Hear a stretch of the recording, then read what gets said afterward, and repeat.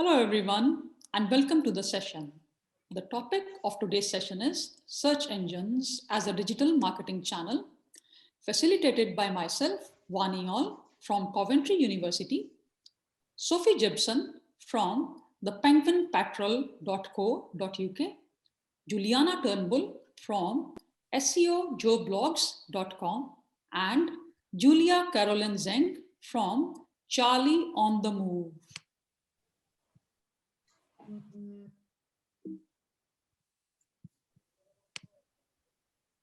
About us. So I am Vani All, working at Coventry University and teaching digital marketing. I joined Coventry University since January 2019. Now I hand over to Sophie and other speakers to introduce themselves. Hi everyone, I'm Sophie Gibson. I work at an SEO agency and I also have my own personal retail website called the Penguin Patrol. So I started working in digital marketing as a assistant for a small business where I focused on social media, and then started getting into e-commerce and the SEO agency world. Hi everyone, my name is Juliana Turnbull, also known as SEO Joe Blogs on Twitter, and I'm a freelance online marketing consultant. I have been working in online marketing for about 12, 13 years, and I'm also the organizer of Search London, an event, well, rather online event now, in London, and been running that for 10 years. And last year I set up Turn Digi, which is an online event supporting entrepreneurs, rising talent, and we had a diverse range of speakers, and we had 4 different events, and we actually have a few more this year. I'm also an IAM Remarkable facilitator, as I believe it is really really important to empower people from all different backgrounds to help and build confidence. Thank you. Hi everyone, I'm Julia Caroline Zeng. I have been doing SEO for a bit more than 4 years now. I'm a freelance SEO consultant and I specialize more in the international markets because my background is in linguistics and cultural anthropology. I am native German and I also speak French, Spanish, and Italian. And as kind of a little side project, I run a travel blog, which I used for my own branding, which is charlieonthemove.com. So the learning objectives for this session are understanding the functionality of search engines, analyzing the techniques for optimizing websites, identifying the types of techniques as on-page and off-page SEO, and looking under on-page techniques, keyword research, content creation, information architecture, and code optimization. And for off-page techniques, we will be looking at link building, guest blogging, etc. So in part 1, we'll be looking at the definition and functionality of search engines. And I hand over to Julia now to share her expertise on the subject. Thank you, Vani. So what is a search engine? A search engine is, in its essence, a tool online, works like a database, or I like to use the analogy of a library. And you put in a search term, we call that a keyword in SEO, and the search engine returns relevant results to your search query. And in the ideal case scenario, it answers your question. And the biggest search engine is Google. The numbers that you can see here are from December 2020, so they're less than a month old at the time of recording this. And you can see 91.38%. That is a massive market share for Google, followed by Bing, Yahoo. Baidu is more focusing on the Chinese market, Yandex more focusing on the Russian market. DuckDuckGo came up a few years ago as an alternative to Google for those that are concerned about privacy. You've probably heard about that. My personal opinion is privacy or not privacy is exactly what makes Google good at what they're doing, because it returns the results that you are searching for. Next slide, please. So, quick history of Google as a search engine. It was originally or they started working on it in 1996. And the official launch date is 1998. And this is mostly what we refer to in the industry when we talk about when Google was launched. It was two students at Stanford University, Larry Page, Sergey Brin, who just wanted to develop a better search algorithm. And already back then, they tried to move away from ranking content purely based on the use of keywords and came up with PageRank, which is still an essential part of the algorithm. And there are two different theories where the name PageRank comes from. It can be either ranking a page, or it goes back to Larry Page, very convenient surname on that occasion. And they were basing this on links from other websites. And this is still to this day where Google is a multi-billion-dollar company, the core of its algorithm. And Google has by now multiple products, so it is more than just a search engine. YouTube is owned by Google, blogger.com is owned by Google, and you can probably name a whole list of other products that belong to this company. Next slide, please. How a search engine works. I like to use this little infographic. You can see where I've taken it from. I did not create it myself, but it explains in a nice way how a search engine works. The search engine is in itself a server or a computer, if you want to say so, and it sends out what we call a crawler or a spider that crawls the web. It starts with a website that it already knows, and from that website, it follows the links that it finds to other websites. And by doing this, it gradually discovers basically the whole World Wide Web. As I mentioned before, I like to use the analogy of a library, where also the librarian first needs to find out what books are there in the market that talk about the topic that he wants to add to the catalog. He ideally reads those books. This is what the spider is doing, and then adds them to the catalog. In search engine terms, we call that indexing. And by indexing, it basically associates the topic to keywords so that the search engine would know what results it should return when you as a user search for something in Google or any other search engine. Next slide, please. So yeah, this again goes back to how a search engine works. So it starts with crawling a website, then it indexes the information, and it basically creates results. The creation of search results works in real time as you search. So basically the search engine, the computer then looks, what do I have in my index for your search result to provide you the best results to answer your question. There is in this personalization and localization involved. My favorite example is the Jaguar. If you search for a Jaguar, some might see a list of cars, lots of images. Some others might see wildcats based on things you have been searching before, what the search engine knows about your personal interests, if you're more interested in animals or cars. And what this also means is that if you make a change on a website now, Google's index is not updated immediately because Google first has to crawl your website again to see that change, update the index to then be able to change where your website might appear in Google search results based on the changes that you have made. Next slide, please. Ranking factors. There are in total more than 200 ranking factors that feed Google's algorithm.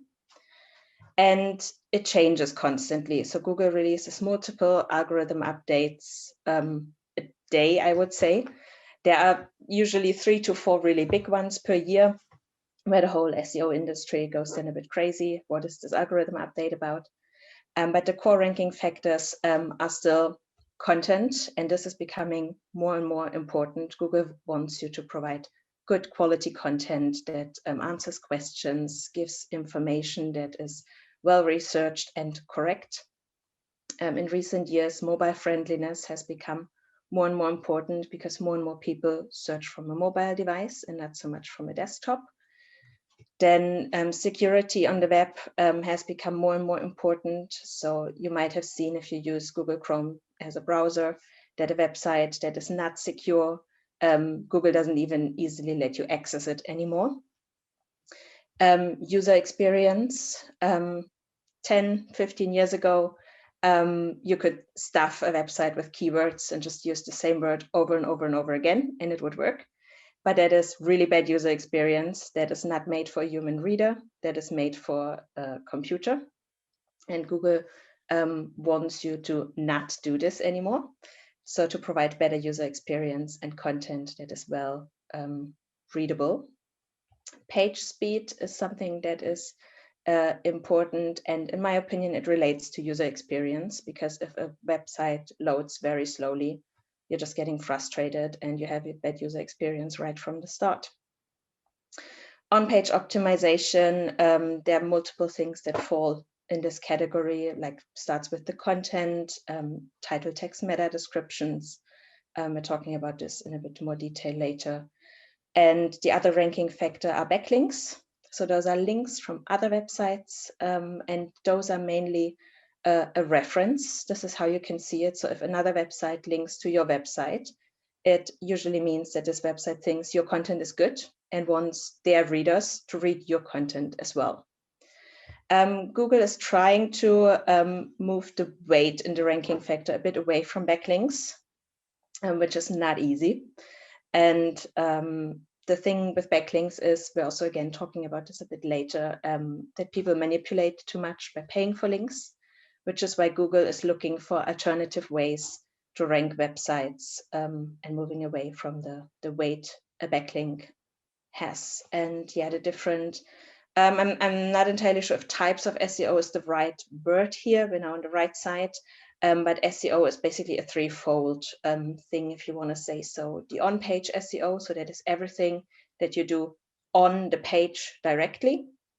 The technical SEO is also something that you do on your website, but it is more related to web development and technical things. And technical SEO, in my opinion, the main purpose is to make sure that Google can even read your content, because you can write the most beautiful content in the world and the best title, text, and meta descriptions. If Google is not able to crawl and index that website, it is just not worth it.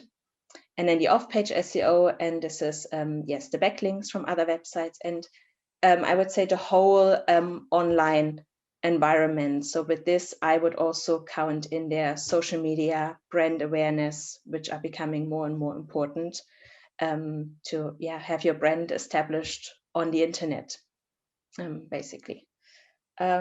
Yes, next slide, please. So we have these videos here.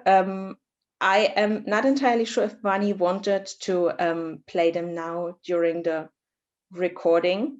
The first one we have there is from Matt Cutts in 2010, so it seems very old. Matt Cutts also does not work at Google anymore for a few years already, but it still is a good video to watch because it explains the basics, and the basics have not changed. It has evolved, but what was true back then is still true now, and Google still has the same goal.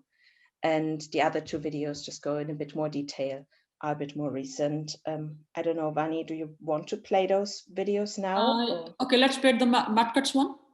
Mm-hmm. Then go ahead, please.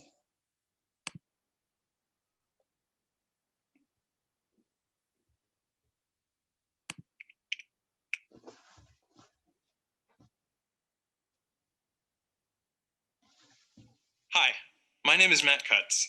I'm an engineer in the quality group at Google, and I'd like to talk today about what happens when you do a web search. The first thing to understand is that when you do a Google search, you aren't actually searching the web. You're searching Google's index of the web, or at least as much of it as we can find. We do this with software programs called spiders.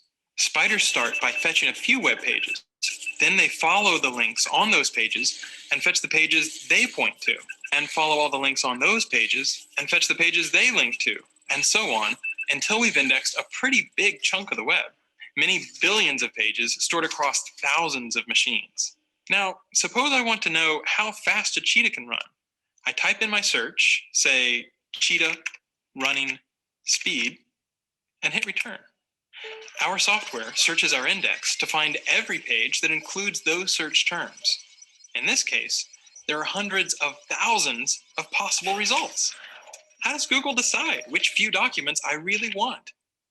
By asking questions, more than 200 of them, like, how many times does this page contain your keywords? Do the words appear in the title, in the URL, directly adjacent? Does the page include synonyms for those words? Is this page from a quality website, or is it low quality, even spammy? What is this page's page rank? That's a formula invented by our founders, Larry Page and Sergey Brin, that rates a web page's importance by looking at how many outside links point to it and how important those links are. Finally, we combine all those factors together to produce each page's overall score and send you back your search results about half a second after you submit your search. At Google, we take our commitment to delivering useful and impartial search results very seriously. We don't ever accept payment to add a site to our index, update it more often, or improve its ranking. Let's take a look at my search results. Each entry includes a title, a URL, and a snippet of text to help me decide whether this page is what I'm looking for. I also see links to similar pages, Google's most recent stored version of that page, and related searches that I might want to try next. And sometimes, along the right and at the top, I'll see ads. We take our advertising business very seriously as well, both our commitment to deliver the best possible audience for advertisers and to strive to only show ads that you really want to see. We're very careful to distinguish your ads from regular search results. And we won't show you any ads at all if we can't find any that we think will help you find the information you're looking for, which in this case, the cheetah's top running speed is more than 60 miles an hour. Thanks for watching. I hope this made Google a little bit more understandable.